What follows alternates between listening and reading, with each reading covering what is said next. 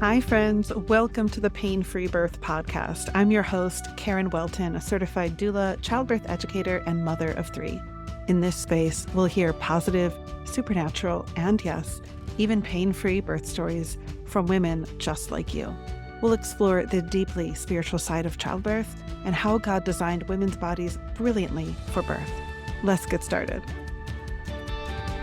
Welcome back, girlfriends. Today, I am interviewing Erin Wilkins. You may know her as Essentially Erin on Instagram. She is a registered nurse, a mom of 5, an online educator, and she has been sharing her journey about going from the medical system into natural holistic living and how moms can support their families with natural living. And she's just an incredible woman. We're just going to be gushing and talking today about the evolution of birth and motherhood and what that journey has looked like for her. And I know she has some incredible gems to share with you. So welcome, Erin. Thank you so much. It's so good to be here, and thank you for having me. Awesome. So when we were chatting, because we recorded an episode for your podcast, we were just Yeah. going on and on about birth. We're like, we could talk about this all day. Which we probably could. We could, So, yeah. but I'd love to hear for our listeners. I know I've probably shared some of your reels or your stories over the years. We've been Instagram friends, and Yes. it's so good to like sit down and talk with you. I just love this community. But I'm sure my listeners would love to hear what were your birth experiences like and how did they like evolve you as a mother? Yeah. Oh, I love that topic. It's like one of my favorites because I think birth and our experiences play such a huge part in who we are as mothers and as women, right? Yeah. And so, yeah, I mean, my story, I have always been fascinated with birth. When I started college and when I was in nursing school, I think I was like 22 when I started nursing school. And learning about the process of birth and pregnancy and how our body prepares us for birth and just the entire process from, yeah, conception to birth and labor and delivery and everything that happens in that process, like the hormones and the where our ligaments and joints soften to allow passage of the baby, like all these things is just so perfectly orchestrated. And I just remember being fascinated by the process. And I had a professor who was very naturally minded. I think she'd had her babies at home, which I think is pretty rare, or was anyways, rare when I was going to school to have someone who was like in the medical industry but choosing home birth. So I was really just fascinated by this idea of like natural unmedicated birth. And I loved my labor and delivery rotations in the hospital, and I would go in and I would see these women giving birth, and it was so beautiful. I am a believer in all forms of birth is beautiful, right? Like it's a life, it's new life, and it's this transformative experience for the woman. And she should absolutely birth where she feels safest and most comfortable. But there are like nuances in that, right? So these experiences were so beautiful. But I remember just feeling this disconnect in watching and having them feel so medicalized and like what I knew to be God's design in birth, in just that it was perfectly orchestrated to not need any intervention. And women have been giving birth this way for like all of time before us, right? Really, the It, medicalization of birth is a newer model. yep. And And that's such different worlds to be a part of both as a yes. nurse, seeing all of the things that happen in a hospital. What was that like for you? Was that confusing? Were you like, why is this Yeah. so different than the way God designed it? Like, Yeah. how did you process that? Yeah. Yeah. So it was like there was a disconnect. And so I just felt, I think there's something we're missing here, but I don't know what it is. Mm. And I just remember feeling like I really want to experience birth without all this, without the intervention, without the IV, without the Pitocin, without the epidural. I don't want to be on my back pushing it. All just kind of looked not like the optimal way to give birth to me. Yeah, like Um, that doesn't look fun to me. yeah, Yeah. and so I was, like, in awe, right? You see this woman pushing out this baby, it's amazing, it's a life, it's so cool, but there was just a disconnect. Yeah, yeah. And so I remember just thinking, and my professor was educating us on home birth too, and she told us, "Here's some pros and cons to home birth," and I learned all about that. And so I just remember thinking like, "Oh man, when I have babies, I wanna try to have them at home." That just seems like the best setting for me to just have my baby. Something about that really resonated with me. And so fast forward to working as a nurse for multiple years, and then I got married and got pregnant with my first baby, and initially, I didn't know any midwives, and so I went the OBGYN route, went and had an appointment, but I didn't feel fully good about going that route. I knew I still wanted to explore home birth, so I started looking into midwives in my area. My mom's friend actually was like, "Oh, I've had all my babies at home with these midwives. They're amazing. Like, you should call them." And so I called them up and talked to them, and they're like, "Yeah, we do free consultation." So the difference between my experience at the OBGYN's office, who was great, and my midwives was like, "Oh, yeah, why would I not go the Night midwife and route?" Right? Like, they're day. so Yes. nurturing. They put you at ease. They spend time answering your questions. They just make you feel like you were born to do this, which you Yeah. were.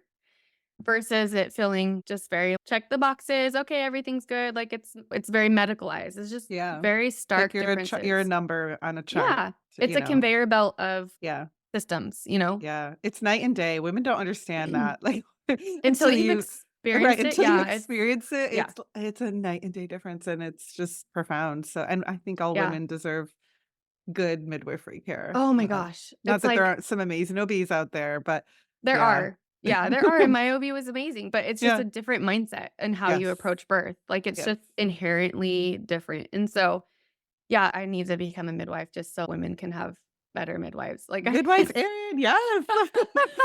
But, oh, my midwives are incredible. So, anyways, it was very apparent, and I continued, like, concurrent care for a little bit, but eventually just decided, "You know what? I'm gonna go all in with my midwives," and I just felt like that was the best decision for me, Now, did and you switch to home birth or did you plan a home birth I from planned home birth. I mean, with your first? Yeah, with my first. Awesome. Yeah, not So too many so women do that.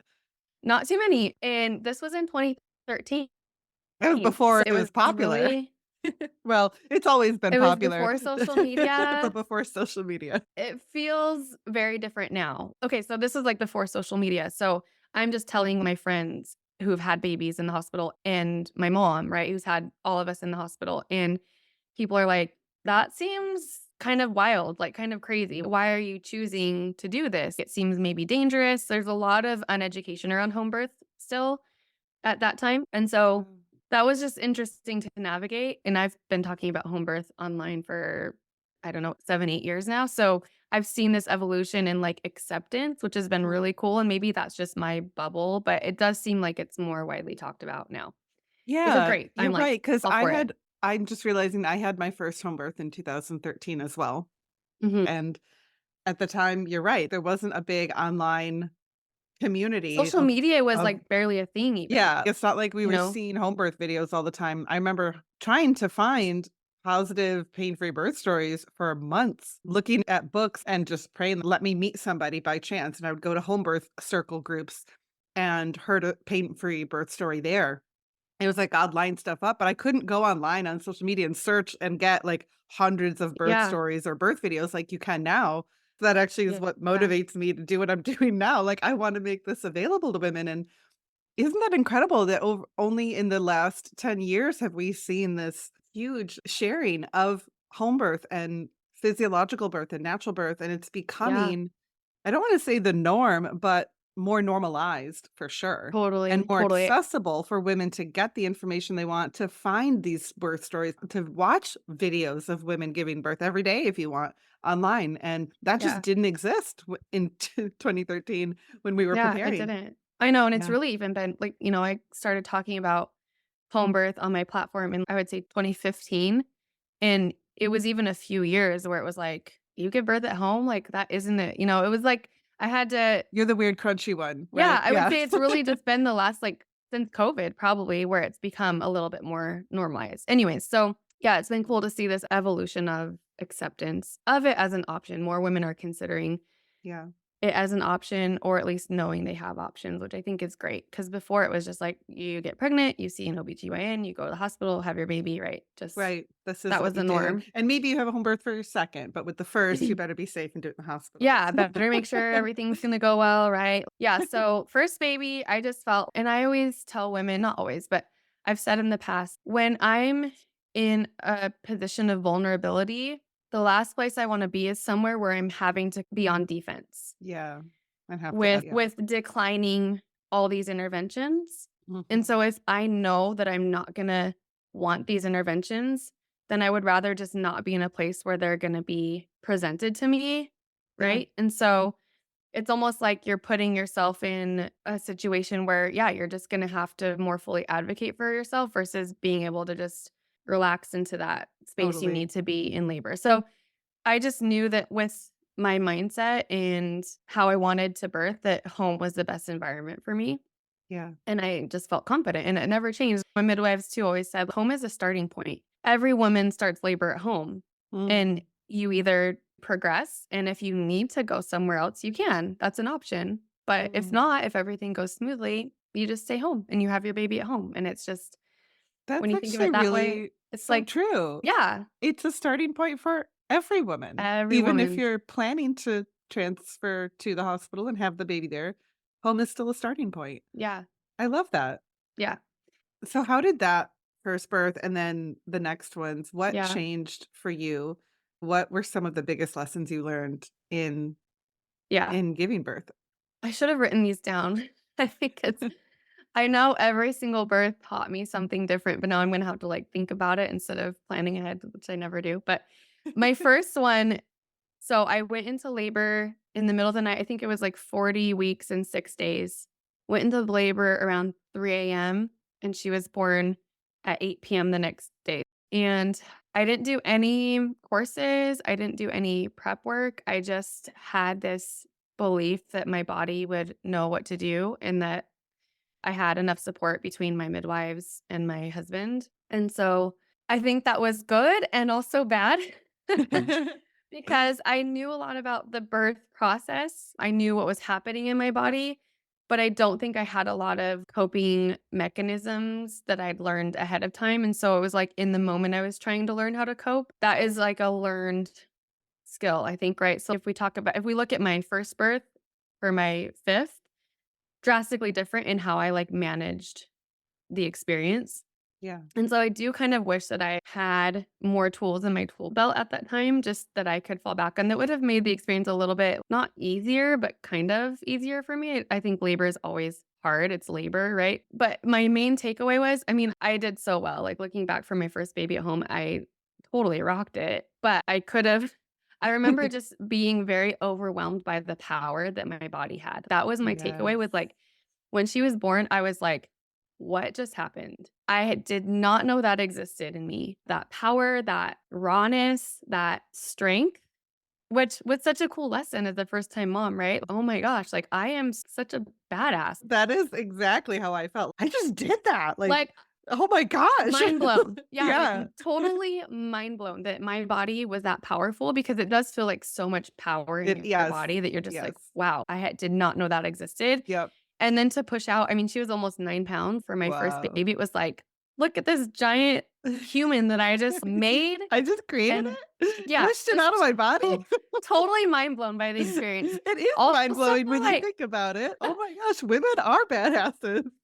they are. It is so yeah, we're amazing. So and it's such a gift, like the gift of giving life. It is such a gift. So just yeah, that was my takeaway was like, "Oh my gosh, I am powerful. Like, I am Yes. strong and powerful." And that was such a cool lesson to carry into my first experience as a mom because you know what? I can do anything for this baby. Even if this is hard, I can do anything. Whatever I need to do for this baby, I will do because look, I already just did the hardest thing. Yes, 100%. And how did that And shift with your other ones? yeah, and so I think it was still similar messaging, but like my second, it was more lessons in surrender and like letting the process happen. I think with my first, I tried to resist it a little bit because I Yeah. was like, what is going on? And Yeah. I just didn't know how to cope with it Yeah. and like letting go of control. And my second and third were very different, but also very similar.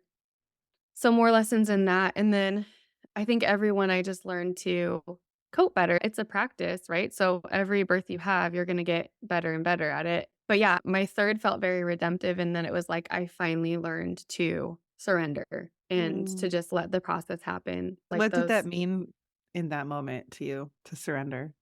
I think it just meant just not trying to resist, like fully leaning Mhm. into what was happening into my body and like almost welcoming it. The mindset of, with each contraction, just like bring it on, right? Yes, give me a good one, give me a big one. I wanna get through each one because I know that that's one step closer to my baby, and I can do this, and just it kind of shifted from being me more on the side of resistance to just, like, welcoming it Mm. and leaning into each sensation and the intensity of it because I knew that's what would bring me my baby more quickly. Not that I wanted to get it over, but it was just like, "Yes, I'm not gonna resist this. I'm gonna just Yes. lean into it and let it happen and welcome it," Yeah. and And so it that was energetic positioning is a big Mhm. deal. Yes. We talk about it, but, like, when we have that difference in our state, I'm gonna lean Mhm. into this versus pull back and fight it Mhm. and brace for it, that makes all the difference in how much pain you feel during those contractions or how easily your body is opening and progressing in labor Absolutely, and I would say that I described my first 2 as pain. My contractions, I would say that they felt painful. in your first Uh, 2 births. in my first 2, that was the Yeah. experience I felt in my body is, yeah, these hurt, they're painful. And I do know that there was a little bit more of that resistance in me. Yeah, And with because we don't know I any better usually. no, I don't know any better, and honestly, it had never really been introduced to me the idea that they could be painless Yeah. or that my mindset did matter, and think I knew this, but it just wasn't I no one told me. People weren't talking about this, so I just had to kinda learn it through experience. Yeah, learn it intuitively for sure. And so my 3rd, I think that was when I connected the dots. I was like, "Oh, okay. This is not it doesn't actually have to be painful. It can just feel like intensity and power in my body." Yeah. And if I just can relax the rest of my body and lean into each contraction and the intensity of it and welcome it, I won't register it as pain. I'll register it as power that's bringing me my baby. Yeah. And right breathing, sending the breath down to my toes. I just was able to cope a lot better and shift that mindset. So Mm. yeah, I would say that's what made my 3rd and my 4th just really good experiences. Mm. So, my 5th was my most redemptive birth, and there's so many reasons why. The whole experience was like, ah, it's making me want more babies. I'm like, "Oh, shoot." That's the problem, Erin. You waited until your 5th to have the best redemptive birth, and now you have to have more and experience it. I know. They were all great. They were all amazing. Like Yeah, birth, all in their right? own Like way. everyone. Oh, the moment that you have your baby, it is just wow. Right. I just walked through the fire and I came out with my Totally. baby and such a high, right? I had that with everyone. Every experience was amazing, even though I Yeah. experienced them so differently. Yes. But my 5th, I became the birthing expert in my body Yes. and how to birth, right? Ah, And so I love that. Yes. uh, So I would how was say that one so different? yeah, so with my first 4, I would say the one little thorn in my side of making it the perfect experience was I had this cervical lip.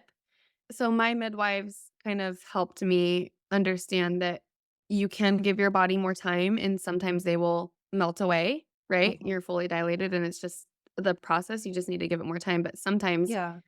'Cause it can they can be get actually very normal and physiological. There's part of yes. the cervix on the posterior side usually that pulls up last. And Yes. so we talk about it like it's a problem or a bad thing, but in many cases, I'm not sure with yours, but in many cases, that's just the last part to Yeah. pull up, or Yeah. it's on one side or the other, and it's just a position change that's needed to like help that part of your cervix dilate by putting more pressure for baby's head. Because when that baby's Yes. head is putting pressure on the cervix, it'll Right. naturally dilate all the way up. So it could Yeah. just be a position change, it could just be more time. It's not usually pathological, but it could be, and it can cause problems if you're pushing into it and it gets swollen, and they're concerned about that more so in the hospital. And I think that's because they tell women to force push, and it's gonna cause problems. Yeah. But in a home birth setting, it's much more rare that it creates issues. When you're not force pushing baby, it generally just takes care of itself. But what was your experience with it? Yeah, so that was my understanding as well, and this happened in labor. It's not something I was educated on before until I was in birth and experiencing it. So, my understanding was, yes, it's a normal physiological part of labor oftentimes, but sometimes it can be positional or have to do with your anatomy. Mm, And yeah, if you're pushing against it, obviously that could cause problems, but on occasion it can get swollen too yeah. and be stubborn. And so with my first, my labor was 18 hours and I had a cervical lip that lasted hours and hours. And I think my midwives Mhm. were like, listen, you can labor longer and we can give this time and just see what happens. Or I can just hold it back for you through a few contractions and it will be gone and you'll have your baby, right? So it was in that moment of being in transition for 5 hours, I'm like, "Yeah, let's do that because That's a I'm really long ready. time I'm to ready be to working like." through a lip. Yeah, I was exhausted. I was exhausted and Yeah. just feeling like, "I don't know how much longer I can do this," you know? Yeah. And so if you have an option where I can make this happen faster, like, I'm gonna choose that, and so that's what I chose. Well, I don't know if you've had that happen I have into you in not, labor. but I know it's very painful. Oh my gosh, I think I have visceral when someone tells me Oh, that they have a lip that's being held back, I can feel it in my you body. can It feel it. it I've never experienced anything more painful in my life, so Mm. that's just one of the only parts where I would have described as really painful. Anytime It they're having their hand inside you trying to manipulate your Yes, anatomy, I not just good. feel like there's no way around that pain, and It hurts. sometimes it's what you need, but, ugh, that yeah, Yeah, I so don't they did. I told them to, like, if I had yeah, said you stop, made they an would have informed stopped. choice. Yeah. Yeah, they gave me an informed choice. I made it, but man, that was painful. But yeah, they were able to push it back and I had my baby. I started pushing and I had my That baby. But happened with all of your first 4? 4.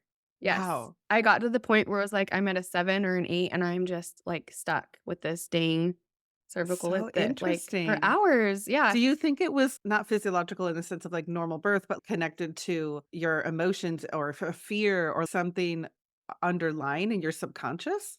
So I think and I talked with my midwives about this a lot because we were always like, okay, this was great, except for that one dang cervical lip. And with each birth, I kept having them. And so then I think I started to develop like everything's Expectation. going to be great, but I'm going to have a cervical lip because I've Yeah. had it with every baby. And I just subconsciously knew, I think I was telling myself that I was going to Gonna experience this. have And it. so I worked with my midwives to be like, we're just telling ourselves that this is not going to be an issue this time, right? Everything's going to open and clear and it's going to be great. And I would do that, but then I would still have a lip. And so then I got like even more not discouraged, but just it's just something with my anatomy, it's something with the way I labor. And of course, I could give it more time and just see what happens, but I get impatient and I'm like, I'm done. Just do it because I'm ready to have my baby. Yeah. What do you think changed? So I had my first 4 with my same midwives in California. And when I got pregnant with my 5th, we lived in Tennessee. And I'm like, oh my gosh, I'm pregnant and I do not know how to do that. I mean, I knew how to do it without my midwives, but I was just like, I need you. I cannot do this without you. Mhm. And so I called my midwife, convinced her to fly to me to have my Wow. 5th baby. Right. And she was That's actually love right there. it's so love. She's honestly, they're my family. They're just my second mom. I've learned so much from my midwives and they happened to be just retired, and so she could do that because she didn't have other clients. Yeah, so Beautiful. she came out a week before my due date, but in chatting with her on the phone and stuff, I was like, "This is my last baby, I'm pretty sure, and I really want to, like, not experience it this time." And I just had this feeling that I could make that happen for myself. I didn't know how because I was like, "It's happened with all 4," and I accepted that if it happened with this one, that was okay. Mm. But I knew that I could find a way to not have it happen. So I spent time trying to visualize, okay, let me think about what happens during labor and why I have this lip. How I've labored in the past is very much staying in the position that was most comfortable for me through each contraction.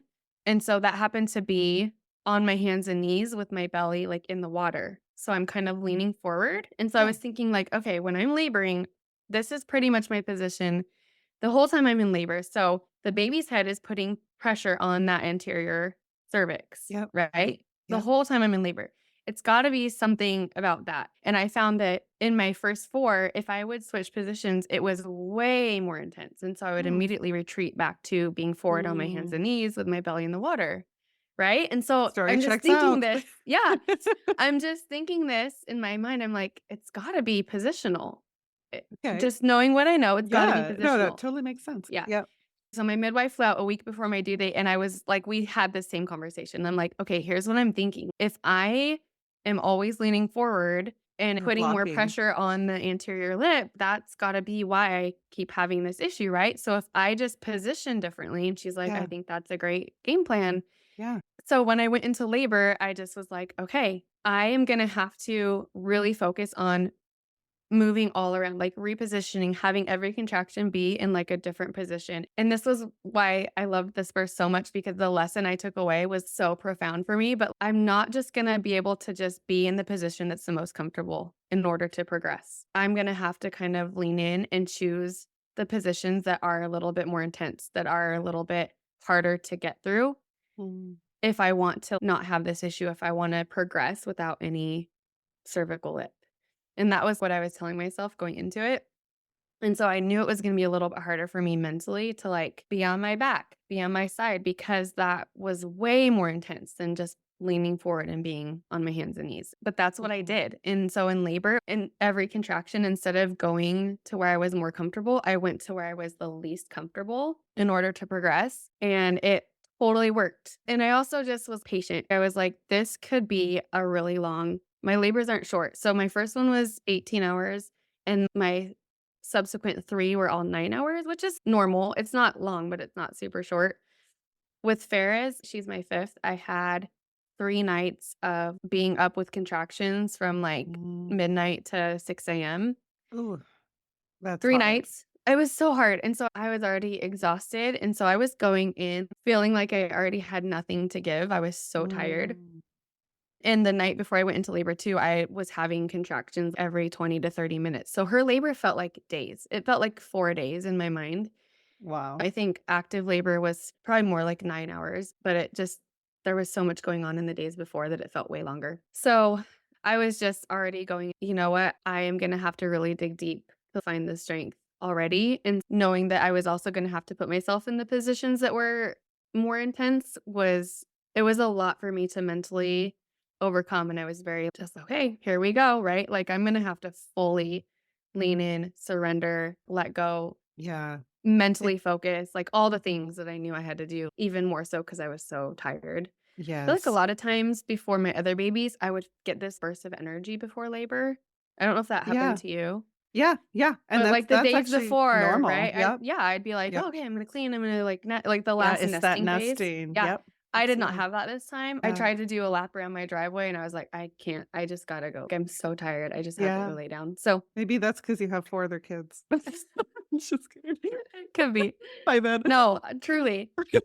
But no, that's so true, and I feel like finding the fortitude to Yes. manage your mindset when labor is exhausting like that, or you're just exhausted, is so much the challenge It of is. birth, is It really is. managing your thoughts and your mindset no matter what the situation is around you, and honestly, Mhm. like, the battlefield is in the mind. And Yep. I love, though, that you, despite how exhausted you were, you knew how important it was to manage that, and Yeah. if you didn't, it's so easy, the temptation is there to go into despair Yeah. and being a victim to your labor and having it everything's just going wrong and bad, and Yeah. it's so easy to get lost in that darkness, I think, and I think a Totally. lot of Yeah. women get lost in that, whether it's the exhaustion or the pain or the medical interventions, and pulling yourself out of that or, not allowing yourself to go that low in your energy is a lot of work, but also, Totally. wow, I'm just in awe of your strength and fortitude in that Well, space. I mean, the alternative if you don't is possibly just having a terrible experience, right? Like, it Right. is the men But you the still have to go through it. It I still doesn't have to go yeah. through it. There's no way out, Right, right? The right. only way out is through. So it's And you like, get I'm to gonna choose how you go through it, 100%. exactly. Exactly. And so I knew, yeah, it was kind of just, okay, buckle up. I'm gonna have to really dig deep to get Buckle through. up, buttercup. Here we You know what I go. mean? Like, I Yeah. knew it was gonna be my hardest, and it was my hardest, but it was my Wow. best. It was my very Wow. best because it was like the epitome of the peaceful birth experience. Even though I was Mhm. so tired and I was getting in these positions where it was way more intense, I had just had the right mindset around it. Finally, I had reached the point where I just knew how to birth, right? And I think you can have this from your first and second and third. I think Yeah. I just learned the hard way, maybe. I don't know. They were all great, and I would say my last 3 were very just relaxed and peaceful and great. My first 2 were a little more A there was a struggle. little more inner Yeah. turmoil Yes. going on, Absolutely. Yep. but I know when we talked about really, like, verbalizing what you want in your birth, and I did this with my midwife leading up to it, and it was like, "I want all my babies to be there, and I wanna just feel relaxed, and I want to have my baby in the morning and I don't want a cervical lip and all these requests, and all of them happened. It was Ah, like yes. I was like, "I should have asked for more Yeah, because." right? This is why you have to have more babies then, because And once it you was like realize you I can do had this, I yeah. teach women how to do this in my course. I'm like, "No, you can Oh, actually ask." Like, I made a list. a list. Oh, I didn't wanna have any tearing. I'd had some tearing with my other form. I didn't Yeah. wanna tear. I didn't like, all these things, none of them happened. It was like, "Oh my gosh." It was the perfect birth, and even though it was my hardest, it was my longest, my Wow. most exhausting, but I sometimes think that the harder the experience, the more redemptive when you come out of it. It's like, "Wow, that was actually my hardest, but look at me, I still did it. I'm a rock star," you know? Yeah. Did Um you have a cervical lip with her? I didn't have a cervical lip. I Okay. didn't. I just was patient.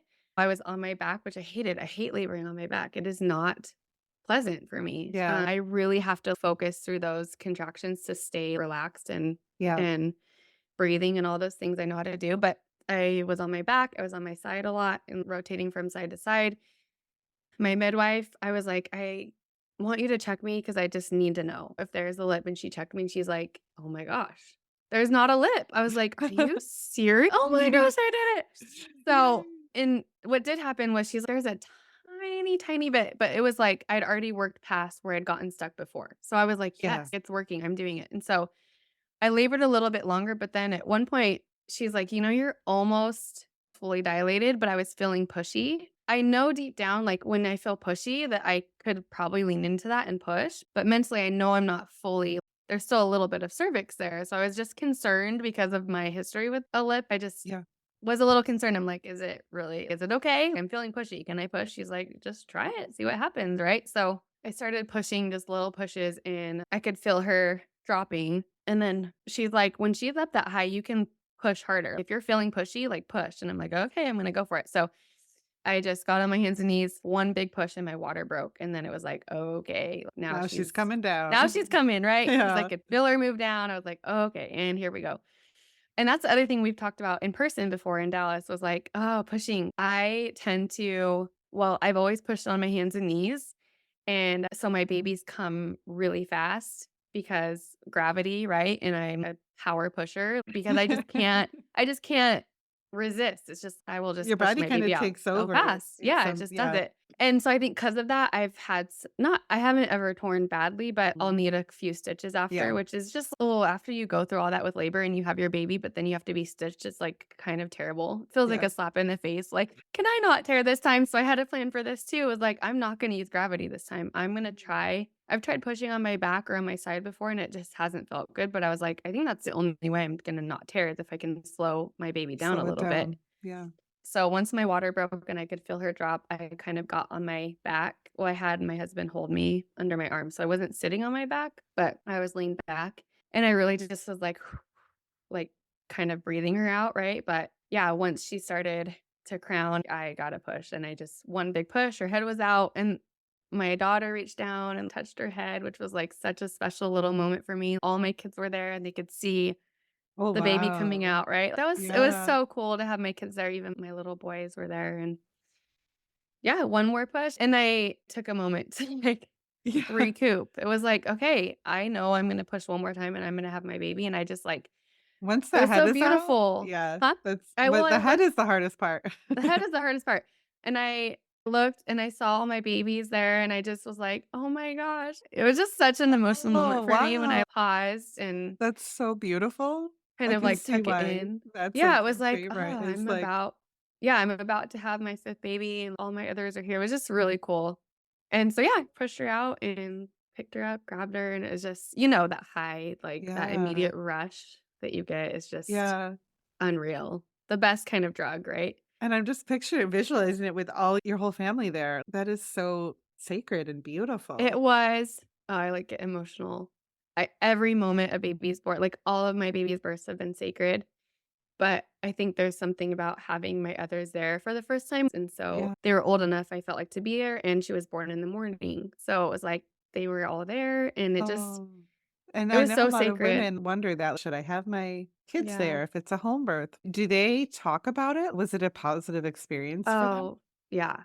And my girls are like, "Mom, have more babies. That was so amazing. It was so cool." And I think my boys I mean, Rafe, he's my youngest, he was only 3, so he didn't fully understand, but, like, he knows now, like, I saw my mom have a baby, Yeah, like, when imagine, Farrah like, came out, your yeah. perception of women, even as a little boy, to witness your mother give birth. Because I feel like we have this very modern culture that we think, "Oh, they'll be traumatized," and maybe that's true for some kids. I know for mine, I was a little nervous 'cause I have a sensitive one, and I didn't wanna scare her too much, but how powerful for a little boy to witness feminine power in that way. Yes. And my son, Benny, he was 5. He still talks about it. He's just like, "That Mm. was so cool, mom. You're so amazing." Like, it was Ah, just that's just, it like, was the incredible. best.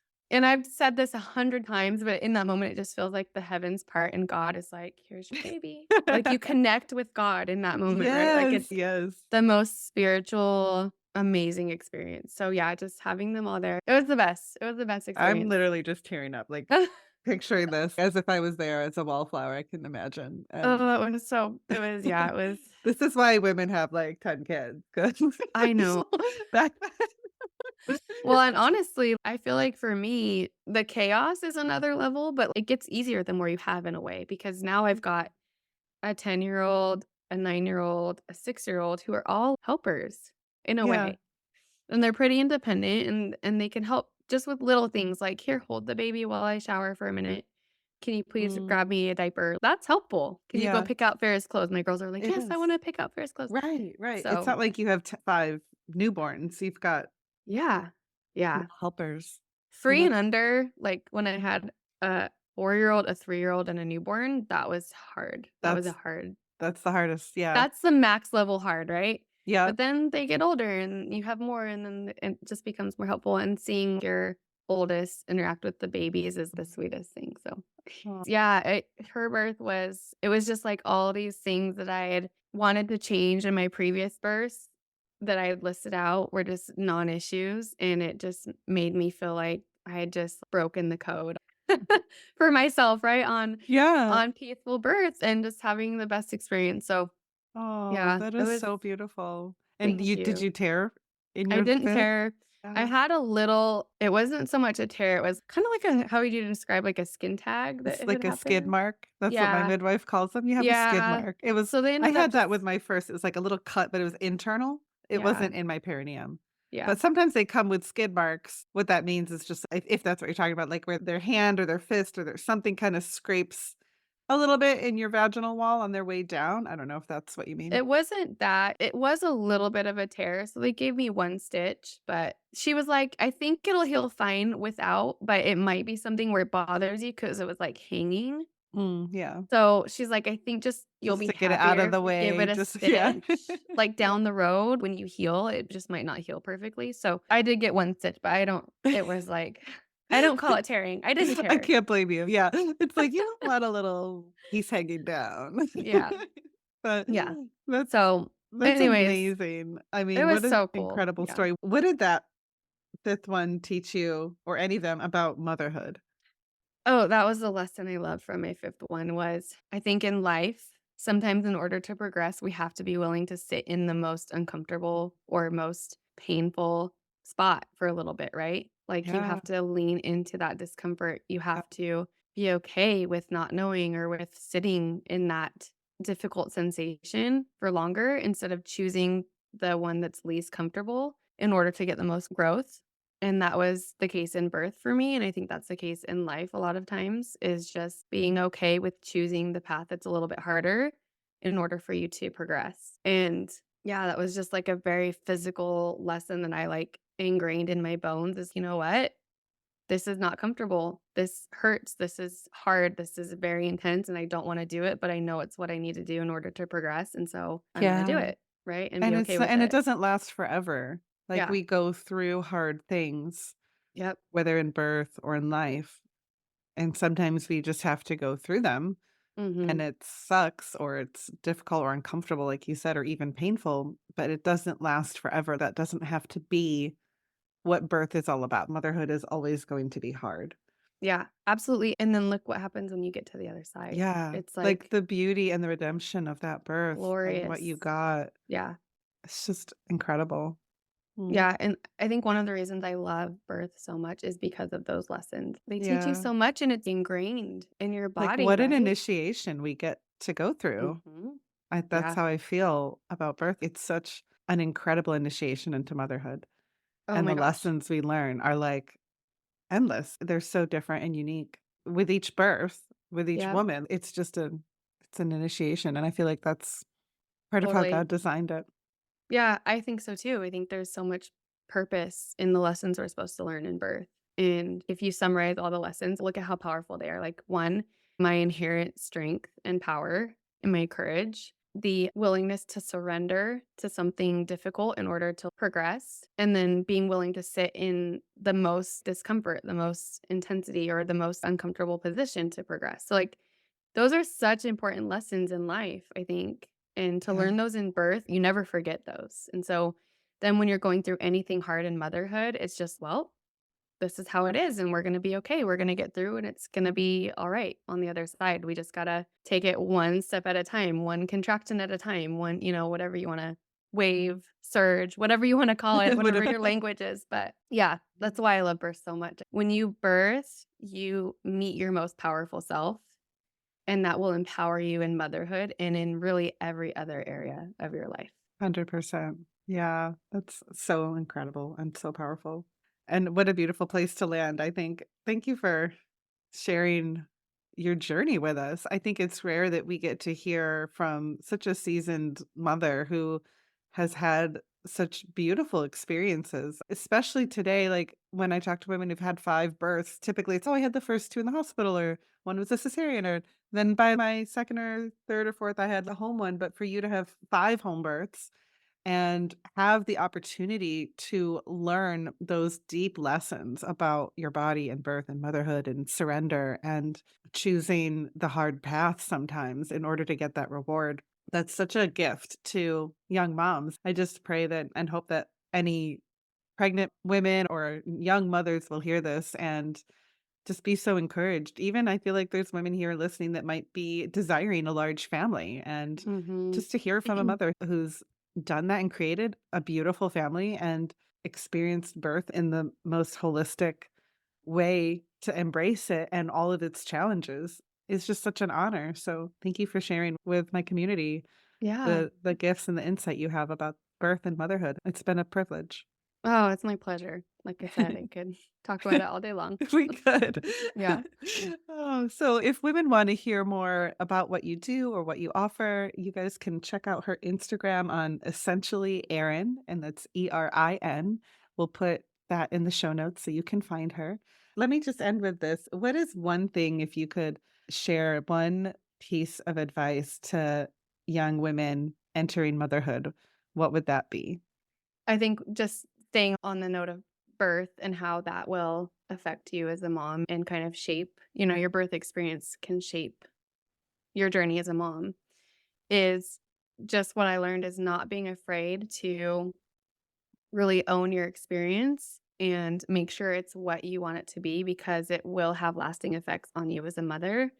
And that giving life and birth is such a gift. And there are so many lessons to be learned in that and so much purpose in the experience. I think that we're meant to experience it that way for a reason.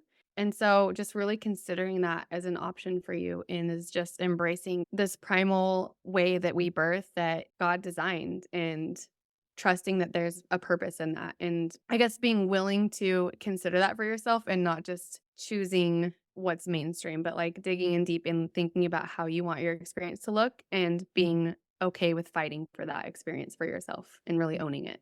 Yeah, and knowing you're worth it. Yeah, you're You're worth worth all it of and it.